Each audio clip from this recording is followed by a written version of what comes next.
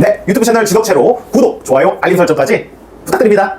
네, 반갑습니다. 우리 지덕체로 구독자 여러분들 정말 반갑고요. 저는 서울 건국대학교 사범대학 부속고등학교, 줄여서 건대부고에서 수학교사를 하고 있는 박준열이라고 합니다. 물론 이제 수학교사도 하고 있지만 현재는 이제 티끌이라는 공교육 커뮤니티를 대표를 맡고 있고요. 뭐 그런 활동도 하고 있지만 사실은 그냥 일반적인 교사로서 다양한 선도교사단 활동을 하고 있습니다. 그렇게 티끌도 만들게 된 거고요. 뭐 에듀테크 선도교사단이라든지 인공지능 융합교육 선도교사단 뿐만 아니라 뭐 미래 수학교육 교사단 이런 것들을 서울에서 하고 있어요.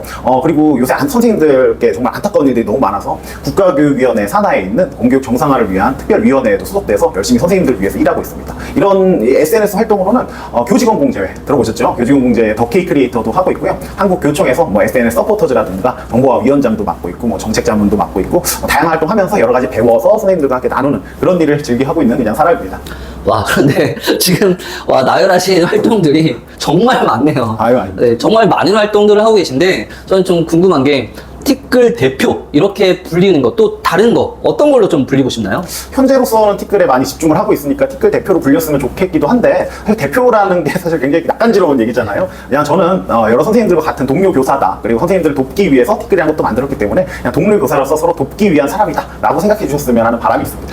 요즘에 가장 인공지능에 또 뜨겁게 많은 열을 올리고 계신 것 같은데 어떻게 해서 인공지능에 발을 들여놓게 되셨나요? 제가 처음에는 인공지능에 관심이 하나도 없었는데요. 2021년인가 EBS에서 그 AI 학습진단 시스템 단출하고 있었어요. 네. 그 교사단을 하게 되면서 AI가 정말 이런 것들을 할 수 있구나. 문제를 학생들에게 추천해주고 학생들이 그걸 풀면 다음 문제를 추천해주고 이런 것들을 할 수 있구나를 알게 됐어요. 그러면서 인공지능에 대한 관심이 많이 생겼고요. 그런데 그 전에는 그러면 인공지능이나 AI, 에듀테크에 대해서 별로 관심이 없으셨나요?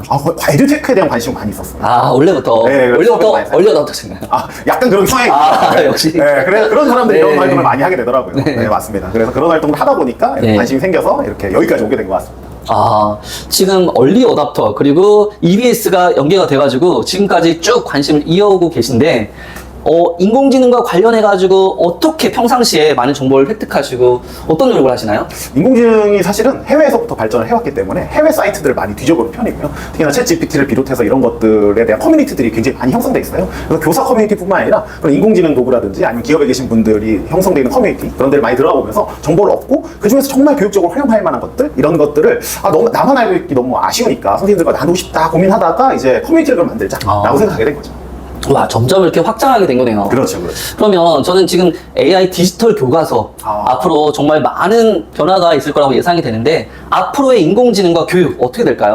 사실 인공지능하고 교육에 관련해서 우려하시는 분들이 굉장히 많아요. 네. 인공지능이 도입되면 뭐 교육에 효과가 없어지는 거 아니냐. 그리고 늘 뭔가 새로운 기술이 도입되면 없어지는 1순위 직업이 바로 교사인 것 같아요. 근데 아직까지 저희가 살아남았잖아요. 그래서 인공지능이 들어오더라도 이 교사의 역할은 크게 달라질 것 같지는 않습니다. 제가 봤을 때는 저희가 뭐 가르치는 형식이라든지 학생들한테 산출물, 과제를 내주는 방식은 좀 달라지더라도 인공지능이 결국 도입해서 저희는 이제 학생들한테 뭐 맞춤형 교육 이런 것들을 좀 더 할 수 있게 되지 않을까 싶고요. 저 같은 경우도 인공지능 도구를 활용해서 학생들한테 맞춤형 피드백을 많이 해주고 있거든요. 근데 그런 것들 예전에는 제가 하나 보면서 손으로 했단 말이죠. 근데 이제 인공지능 도구들이 들어오면서 그런 시간들을 많이 단축하게 된 거예요. 그래서 교사가 조금 더 효율적으로 학생들을 개별화 학습을 시켜줄 수 있는 그런 시대가 지금 도래하고 있지 않나라고 생각합니다.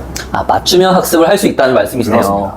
그러면 이 인공지능 앞으로 변화하는 미래 세대에 준비하기 위해서 학생 그리고 학부모, 선생님들 각각 어떤 노력을 좀 해야 될까요? 일단은 이 교사분들 중에서 네. 인공지능이 너무 발전속도 빠르니까 학생들한테 이걸 가르치지 말아야겠다라고 생각하시는 분들이 많이 계세요. 근데 사실은 이제 컴퓨터가 들어왔다고 해서 컴퓨터 성적이 너무 좋으니까 너 계속 종이에 손으로 글만 써 이럴 수는 없잖아요. 네. 네. 그러니까 사실 저희도 이제는 인공지능이라는 기술을 막는 것이 아니라 학생들이 인공지능을 잘 사용할 수 있도록 교사가 지도할 수 있는 그러기 위해서는 사실 교사도 인공지능 도구들을 잘 알고 활용할 수 있어야 될 것 같고요. 학생들도 이걸 너무 오남용하는 것이 아니라 교사의 지도에 맞춰서 인공지능을 효율적으로 사용할 수 있도록 마음가짐, 윤리의식도 갖고 그 다음에 그런 것들을 적극적으로 활용할 수 있는 방안도 좀 고민을 해봐야 될 것 같습니다. 학부모님들도 특히나 이게 참 거부감이 많으신 걸로 알고 있어요. 네, 근데 좀 그렇게 하지 마시고 이제 미래는 인공지능을 잘 다루는 사람과 못 다루는 사람의 경쟁이 될 거거든요. 못 다루는 사람은 도태되는 거죠. 우리 아이가 인공지능 도구를 잘 다루는 아이가 될 수 있도록 부모님께서 많이 응원해 주시면 좋을 것 같습니다. 그럼 학부모님 입장에서는 인공지능을 어떻게 하면 잘 다룰 수 있는 아이로 성장시킬 수 있나요? 라는 질문을 던지실 것 같은데요. 맞습니다. 사실은 요새 코딩 교육이 정말 또 대세잖아요.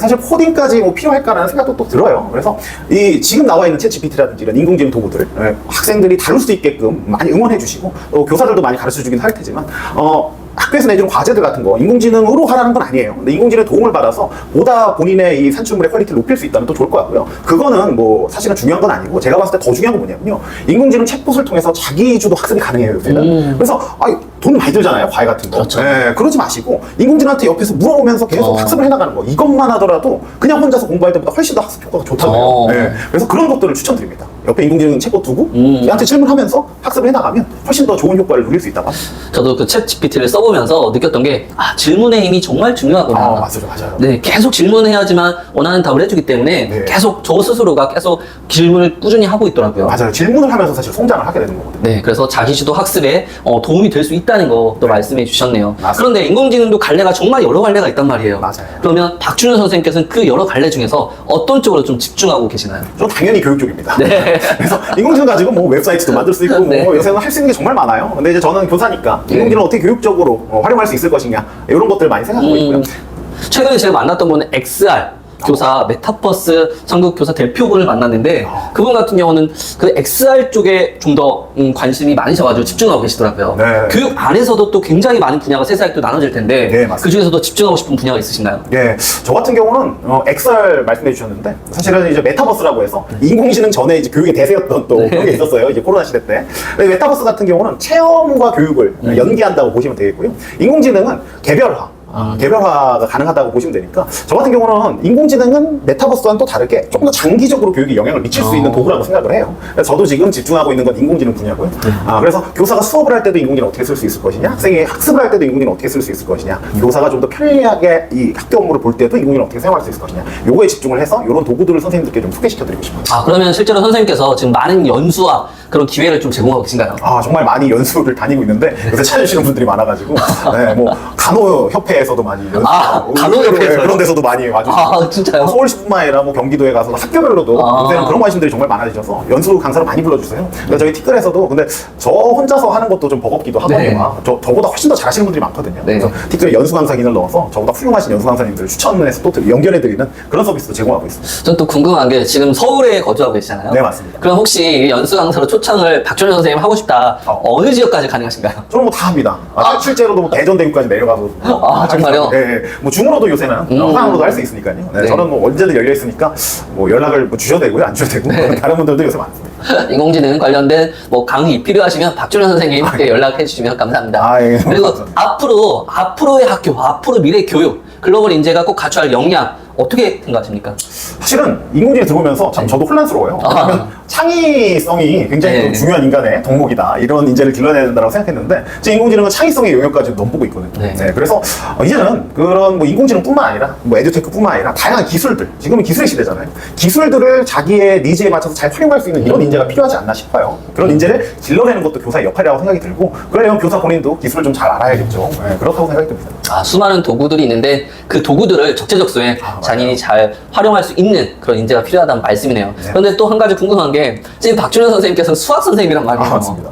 수학으로 정말 올인하셨을 것 같은데 맞아요. 물론 아까 얼리어답터 말씀도 하셨지만 인공지능에 대한 관심 이것들은 가장 처음에 관심 가졌던 게 아까 EBS 그때라고 네, 말씀하셨죠. 그럼 그때부터 지금까지 계속 이게 그렇게 매력이 있다는 말씀인가요? 네, 맞습니다. 왜냐하면 EBS 처음 했을 때도 사실은 수학 문제를 추천해주고 이러거든요. 그래서 수학교사로서 너무나도 유용하다고 느꼈고 사실은 수학은 이런 다룰 수 있는 도구들이 많지 않아요. 사실 인공지능 도구의 가장 좋은 점은 국어, 아니면 사회, 영어 네. 이런 분야지 수학은 아니거든요. 그럼에도 불구하고 인공지능이 좋았던 점은 이제 수학에서는 그런 역할을 해줄 수도 있고 다른 교과목에서는 또 그런 역할들을 다양하게 해줄 수도 있으니까요. 요새 같은 경우는 이제 인공지능이 수학 문제를 그냥 알아서 풀어주는 이런 시대에서 도래하고 있는 거예요.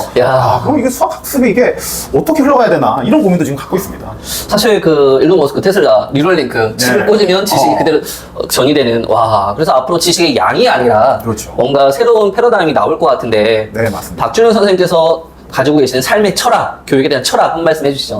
제가 사실 교육의 철학에 대해서 그렇게 거창하게 갖고 있는 것은 없는데요. 일단 사람은 변화해야 된다고 생각이 돼요. 학생들도 변화할 수 있어야 되고요. 그러니까 지금 프레임하고 나중에 프레임은 또 달라질 수 있거든요. 그런데 그런 변화에 적응하지 못하면 이제 도태된다고 생각이 들어요. 그래서 학생들이 어떠한 상황에서든 적응할 수 있는 능력을 길러주고 그 다음에 어떠한 문제가 닥치더라도 그걸 해결할 수 있는 능력을 길러주는 거. 사실 그게 수학이기도 하거든요. 그래서 수학은 단순히 문제 푸는 것이 아니라 그런 능력을 길러주는 것이고 그런 능력을 길러줌에 있어서 수학이 들어오고 그 다음에 기술이 들어오고 이런 것들을 통해서 학생들을 좀 지원해 줄 수 있는 교사가 되고 싶습니다. 적응력과 그리고 문제 해결력 이게 네. 필요하다는 말씀이셨는데요. 네.